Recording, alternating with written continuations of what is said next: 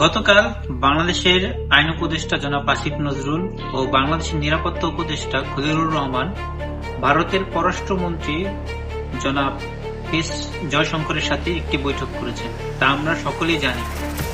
কিন্তু এই বৈঠকে কি নিয়ে আলোচনা হয়েছে তা আমরা কেউ জানি না। এখন আমাদের কাছে প্রশ্ন, এই বৈঠকে কি ভারতের কাছে খুনি হাসিনাকে চাওয়া হয়েছে? এই বৈঠকে কি হাদির হত্যাকারী যারা ভারতে পালিয়ে গেছে তাদেরকে ভারত কিভাবে ফেরত দেবে তা নিয়ে আলোচনা হয়েছে? এটা আমাদের জানার দরকার।